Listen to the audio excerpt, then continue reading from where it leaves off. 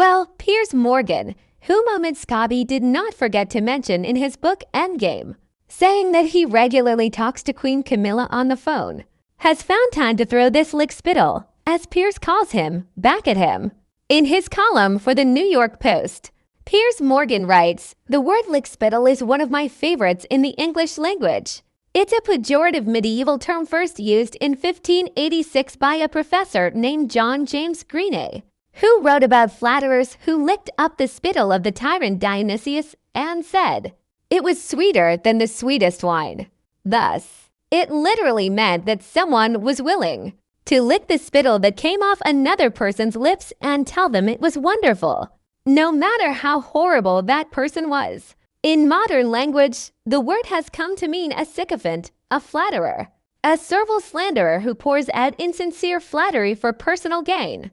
This brings me smoothly to Omid Scobie, a strangely pale little weasel with bushy eyebrows who makes his living by constantly peddling nonsense about the royal family on behalf of the world's most disingenuous victims, Meghan and Harry. His previous book, Harry and Meghan, Finding Freedom, was a laughably one-sided opus designed to make his favorite royal renegades look like flawless paragons of integrity and virtue, and the rest of the royal family look like a disgusting bunch of heartless and conniving racists. All you need to know about Omid is that he can't even be honest about his age. In 2020, he told journalist Andrew Billen that he was 33, when in fact he was 38 at the time. He then tried to disentangle himself from his lie, insisting that he never told Billen his false age until Billen confirmed it was all on tape.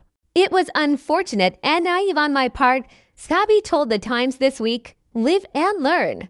And do you really learn? Lying Omid.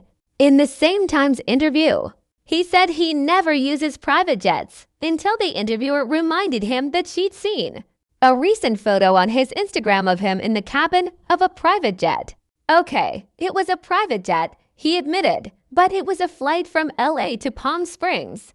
Very short. So yeah, a short flight and just a little lie. The revealing photo was quickly deleted from his Instagram account with Scobie's blabbering about his own life matter so much, because it immediately raises questions about his credibility when he publishes another book, Endgame, spewing even more lurid, mostly unsubstantiated allegations about members of the royal family that again portray Meghan and Harry as heroic, intimidated, under-respected freedom fighters from the monarchy, battling the meanness of a decrepit firm intent on destroying them. In the past week, the media has been inundated with a steady stream of damaging denouncements, both from the book and from Scobie himself during his promotional tour. He says, without citing any actual evidence, that Prince William is a flashy, power-crazed, conniving gossip spreader who colludes with the media. He criticizes the Princess of Wales as a cold, idle woman, burning with jealousy over Meghan and too scared to do anything but pose for photographs. And he accuses King Charles of being a dull and stupid old man, so spoiled by his privileged position that he makes the servants iron his shoelaces, all of which, according to my well-informed royal sources, is utter nonsense. And I believe them over Scobie. Why not? Well, because he's lying about me too. In the book, Scobie states as fact that Queen Camilla and I enjoy regular conversations on the phone. But the truth is that I have never once spoken to Her Majesty on the phone in my entire life. He also says that when Piers called the Duchess of Sussex Princess Pinocchio on the program Good Morning Britain, for which I was branded a racist, it was Camilla who quietly thanked him for defending the firm. This, again, is a lie. I had no contact with Queen Camilla during that period. As I said at the time, I did receive thanks from some other members of the royal family, but not from Camilla. Scobie read what I said about it and mistakenly assumed it was Camilla. So, given that everything he says about me in the book is a lie, then you'll pardon me for taking everything else he wrote in Endgame as a portion of suspicious rottenness as well. Of course, some of his material, based on my own information, is accurate. And I'm guessing where he got that material from. For example, He provides specific details of the letters exchanged between Carl and Meghan in the wake of the Sussex interview scandal with Oprah Winfrey, in which she claimed that members of the royal family had concerned conversations about the color of her future son's skin. Scobie says the letters named two involved members of the royal family who allegedly expressed their concerns, but writes that he can't name them because it would break the law. If he is alluding to the people I suspect he has in mind but can't name them, then again, based on my own very good sources, I find it impossible to believe that any of them have ever expressed any racially motivated concern about the color of Meghan and Harry's child's skin. But while Scobie would face legal trouble in the UK if he named them there, nothing would stop him from revealing the names in America, where he would be protected by the First Amendment of the U.S. Constitution regarding free speech.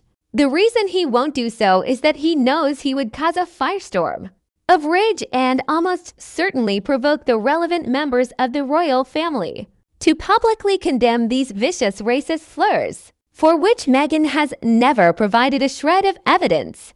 Instead, like Meghan, her cowardly sycophant decides to tarnish the entire family with his alleged guilt. But who gave him the names of the people mentioned in this letter from Meghan to Carl? We know it wasn't King Charles, so that leaves only the second person involved in the letter exchange, Meghan.